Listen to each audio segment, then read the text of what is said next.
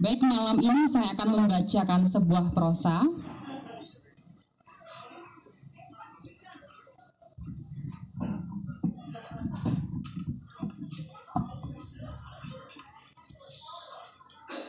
Perempuan Semua Orang, karya Teguh Winarso AS.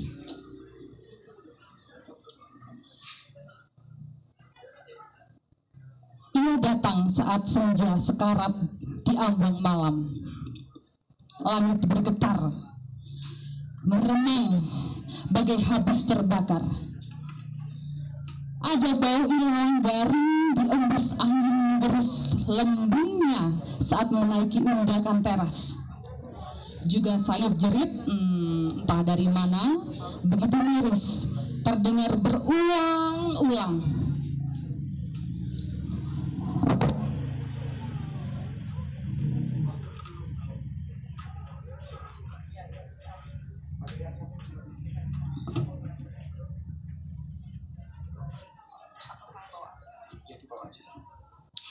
Oke, akan saya ulangi, cek. Oh, beda suaranya. Perempuan semua orang. Ia datang saat senja sekarat di ambang malam. Langit bergetar, meremang bagai habis terbakar. Ada bau ilalang garing diembus angin menggerus lambungnya saat menaiki undakan teras. Juga sayup jerit yang entah dari mana begitu miris terdengar berulang-ulang. Ia tampak takut, tapi niatnya tak surut.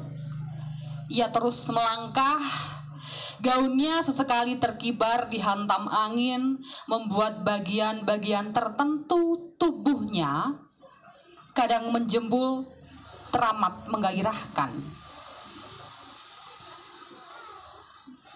Namun baru beberapa jengkal tiba-tiba ia berhenti. Berdiri gamang di depan pintu, menyeka titik-titik keringat di sekitar dahi seperti angin menghapus keraguan dalam hati. Ia terus berdiri, menunggu seseorang membuka pintu. Dalam hati ia berharap seseorang lari tergopoh-gopoh dari dalam rumah menyambutnya dengan senyum ramah, lalu mendekap tubuhnya dengan hangat. Mungkin juga sedikit kata-kata yang bisa membuat perasaannya bahagia. Mungkin. Bagaimana kuliahmu hari ini, Mai? Kau tampak capek sekali. Mandilah dengan air hangat. Atau juga mungkin dia mendapat kecupan di pipi, di dahi. Tapi itu sia-sia. Lama ia menunggu hingga sekilas dari jauh tubuhnya tampak mengeras seperti patung batu. Malam merayap. Di langit bintang-bintang berkerlip seperti sinyal satelit. Dingin menembus tulang, tetapi ia masih berdiri di depan pintu. Masih menunggu seseorang. Tetapi pintu itu belum juga terbuka dan ia masih mencoba menunggu lama sekali. Hingga seperti sesuatu yang mengingatkan, serta merta pipinya melesung diikuti senyum pipis yang merekah di bibir mungilnya yang merah. Cepat ia ulurkan tangan memutar gagang pintu. Terdengar bunyi engsel berkerit memecah sunyi, lalu remang lampu 25 watt menyergap kedua belah matanya. Sesaat kelopak matanya mengelepak bagai sayap burung luka, lalu lengang. Gemetar. Begitu gemetar ia melangkah, mengedarkan pandang, menahan jantungnya yang tiba-tiba berdebar. Tetapi sepi. Ruang tamu itu kosong. Tampak kotor, menjijikkan. Meja, kursi, almari berjumpalitan di tingkah pecahan guci, vas bunga, cermin asbak, dan akuarium. Sulur laba-laba menghiasi tembok, juga sedikit bercak darah pada gerutan kasar di tembok. Ia jadi ingat. Gerutan itu tentu bekas benturan kepala papa sebelum kepalanya rekah dibacok golok. Papa tak sempat menjerit sebab lehernya dicekik. Dan bercak darah itu, benarkah bercak darah itu milik Mama? Pelan ia melangkah mendekat, mengulurkan tangannya yang putih bagai menguar cahaya kristal, hingga pendar lampu di atasnya layu terhisap. Lampu itu rupanya masih menyala meski tak cukup terang. Ia lupa, tetapi boleh jadi dulu ia yang menyalakan lampu itu. Hati-hati betul ia letakkan telapak tangannya pada bercak darah dan gerutan kasar di tembok. Jantungnya kembali berdesir seperti dipenuhi debu pasir. Seperti kembali diliputi kenangan buruk yang tak kunjung berakhir. Ia jongkok, merunduk, ingin mencium bercak darah di tembok, tetapi urung. Di lorong jauh, 2 ekor tikus sebesar lengat bercicit berkejaran lalu lenyap di ruang makan. Mengejutkan. Susah payah ia berdiri, mencoba berdiri tegak, mengatur nafas yang mendadak sengal. Lama ia berdiri menatap gerutan kasar dan bercak darah pada tembok itu, hingga bulu kuduknya meremang, lututnya bergetar hebat, dan di kepalanya berkelebat bayangan puluhan orang bersenjata tajam, mengkilat, wajah-wajah beringas, mata-mata merah, melotot, berteriak serupa kesurupan. Ya! Ia kembali bisa melihat kelebat pedang dan golok itu saat ini dalam remang cahaya lampu terasa menyilaukan. Juga suara orang-orang itu berteriak, memaki, mengumpat penuh kebencian. Lalu tawa mereka, mengingatkannya pada kawanan serigala liar. Tetapi mereka bukan binatang, sebab bisa bicara dan tertawa. Bayangan itu begitu kental, membuat ia kian gemetar, menggigil ketakutan. Sekian detik kakinya terpahat di lantai, tak bisa bergerak. Wajahnya memucat bagai tak teraliri darah. Ia sangat tersiksa. Ia ingin berontak, berteriak, namun tak sepatah kata keluar dari mulutnya. Tenggorokannya seperti tercekik. Ia ingin menangis, namun air matanya enggan tumpah. Malam kian mencekam. Keringat di dahinya kembali berleleran. Tidak lama kemudian, lagi-lagi seperti ada sesuatu yang mengingatkannya. Tiba-tiba ia tersenyum tipis, menepiskan tangan, menggeleng pelan. Tidak, itu masa lalu, sudah lewat. Seketika bayangan puluhan orang berwajah beringas itu lenyap, malam kembali senyap. Ia kembali meneruskan langkah masuk ke ruang tengah, hati-hati menghindari pecahan kaca atau binatang semacam kecoa. Juga suara langkah kakinya sendiri yang boleh jadi akan menimbulkan kecurigaan. Di ruang tengah matanya nanar menatap foto keluarga. Foto itu buram tertutup debu. Ia masih ingat, foto itu diambil hanya beberapa jam usai acara wisuda yang melelahkan. Ia mengenakan toga diapit papa dan mama tersenyum bangga. Di bawah foto tertera namanya dalam huruf Cina, Chow Mai Ling. Ia melangkah, menghampiri foto itu, meniup debu yang mengepal pada kaca figura, mengusap-usap dengan jemarinya hingga wajah papa, mama, dan dirinya tampak semakin nyata. Tetapi belum puas ia menatap foto-foto itu, tiba-tiba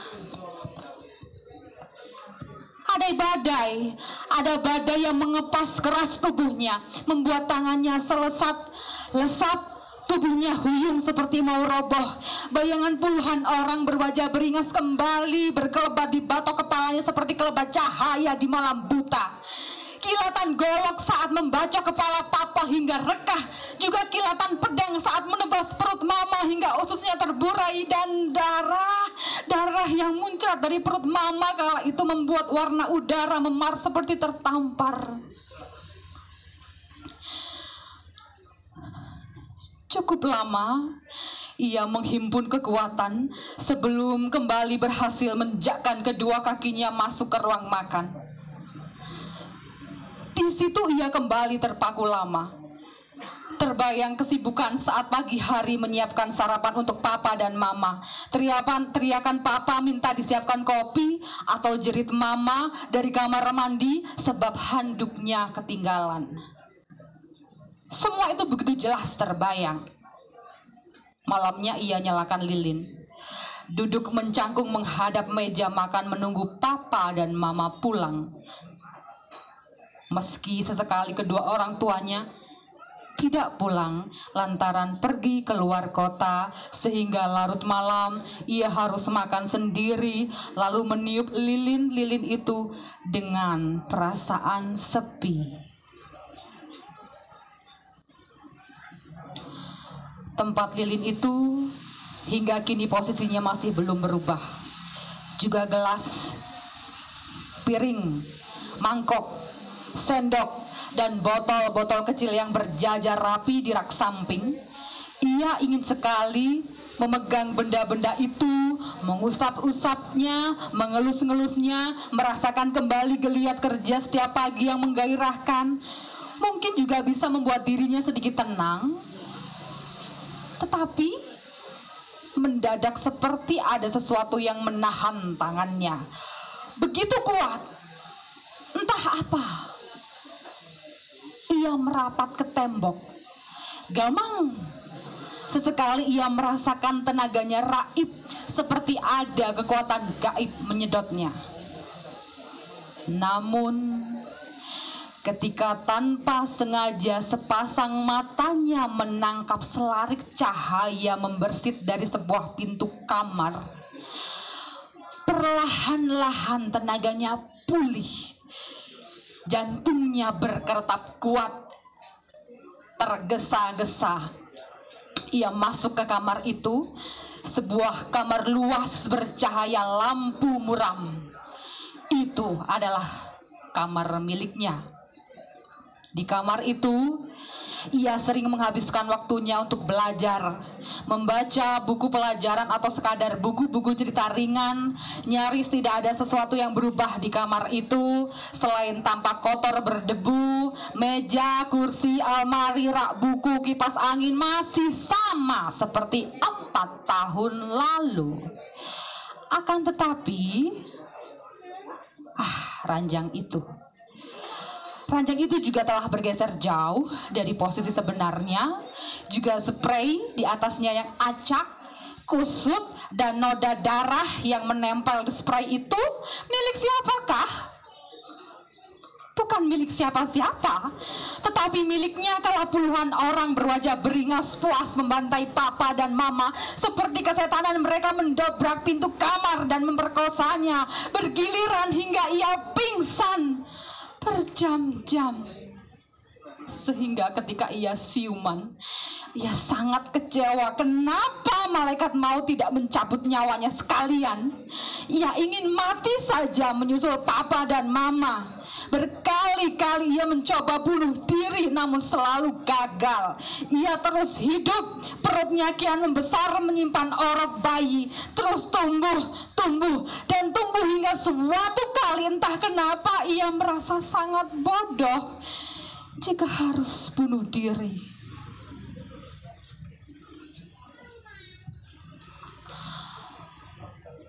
Ada banyak ruangan sebenarnya yang ingin ia lihat, sebab kenangan yang terus mendesak di batok kepalanya. Tetapi ia takut waktu beringsut cepat.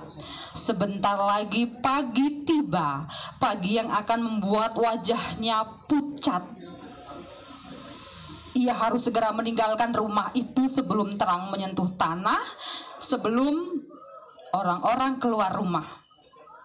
Selain itu, ia memang mesti segera kembali ke hotel sebelum anak laki-lakinya bangun, lalu menanyakan keberadaannya kepada babysitter. Ia tidak ingin membuat bocah itu sedih dan menangis seharian hanya gara-gara ia tak ada di sampingnya saat bangun tidur. Dingin pagi menyergap tubuhnya saat keluar rumah. Tergesa-gesa ia mendorong pintu pagar depan hingga menimbulkan suara berisik.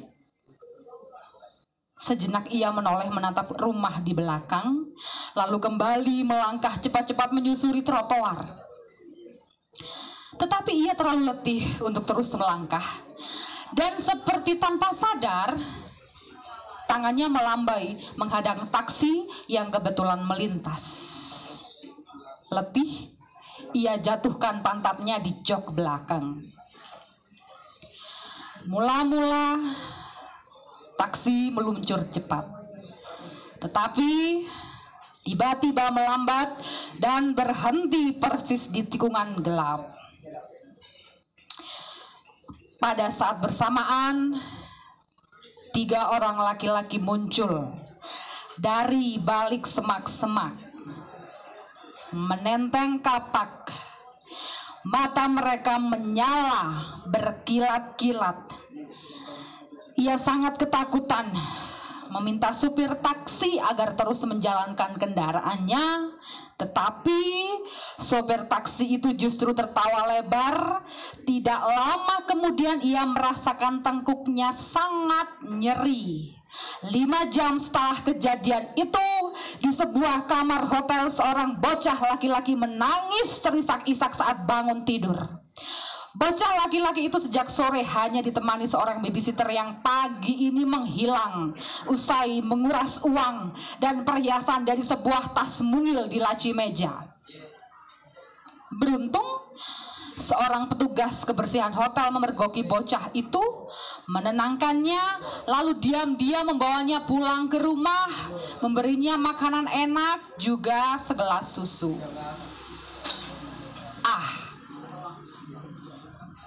Bocah laki-laki tampan, harganya pun pasti mahal.